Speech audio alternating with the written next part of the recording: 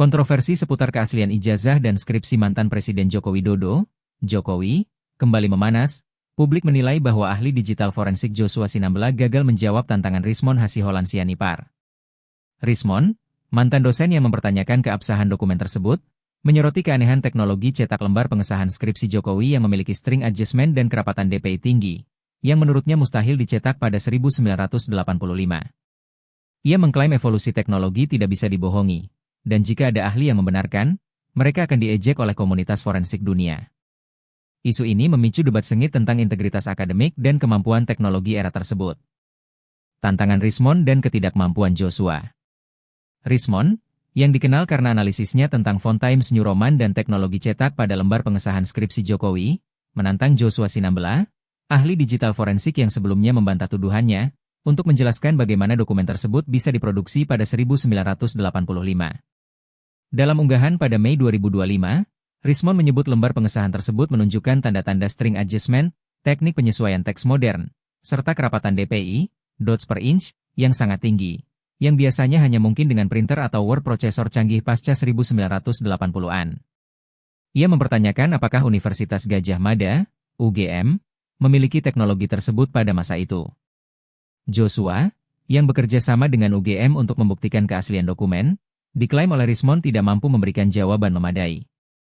Rismon menegaskan bahwa Joshua gagal merekonstruksi proses cetak tersebut menggunakan teknologi 1985, seperti mesin ketik manual atau teknik hand press, yang seharusnya sesuai dengan era skripsi Jokowi.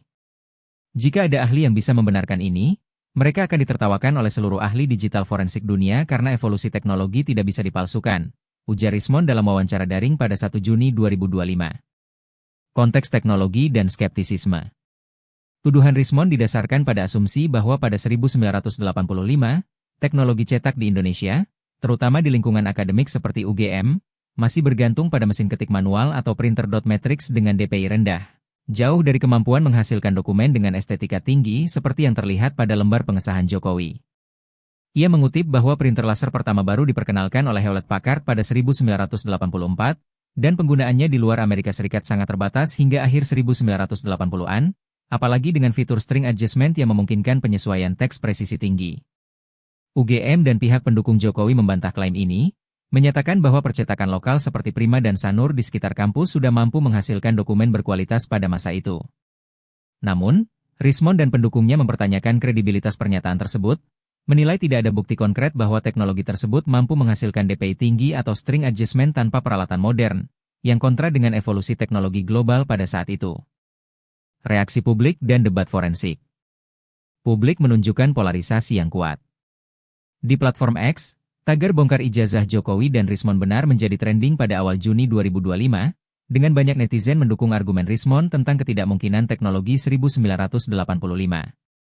Seorang pengguna menulis, Joshua kalah argumentasi, teknologi 1985 mana bisa segitu canggih.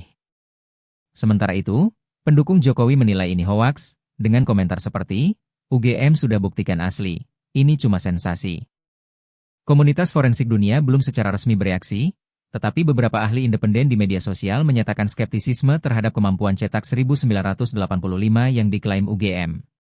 Mereka menyoroti bahwa validasi forensik memerlukan rekonstruksi teknis, yang hingga kini belum dilakukan Joshua dengan memuaskan, memperkuat argumen Rismon bahwa evolusi teknologi sulit dibantah. Narasi resmi dan kritik. UGM melalui Dekan Fakultas Kehutanan, Dr. Sigit Sunarta, pada Maret 2025, menegaskan bahwa ijazah dan skripsi Jokowi asli, dengan lembar pengesahan dicetak di percetakan lokal menggunakan teknologi yang tersedia. Namun, kritik muncul karena UGM gagal menunjukkan proses teknis spesifik yang mendukung klaim tersebut, terutama terkait DPI dan string adjustment. Bareskrim Polri juga menyatakan dokumen tersebut sah berdasarkan uji forensik, tetapi laporan tersebut tidak dipublikasikan secara terbuka, memicu kecurigaan bahwa narasi resmi mungkin menyembunyikan kelemahan. Pengamat hukum Markus Priyogunarto menilai bahwa tuduhan pemalsuan harus dibuktikan dengan rekonstruksi teknologi, bukan sekadar pernyataan. Jika Joshua tidak bisa menjawab, ini memperkuat posisi Rismon bahwa ada anomali yang perlu dijelaskan, katanya pada 3 Juni 2025. Sementara itu, Jokowi sendiri belum memberikan tanggapan langsung, meskipun telah melaporkan Rismon dan lainnya ke Polda Metro Jaya atas dugaan pencemaran nama baik. Implikasi politik dan internasional. Kontroversi ini terjadi di tengah dinamika politik pasca Pilpres 2024, dengan pemerintahan Prabowo yang kini menghadapi tekanan untuk menjaga citra. Jika Rismon benar, ini bisa melemahkan legitimasi era Jokowi dan memengaruhi persepsi publik terhadap pemerintahan sebelumnya.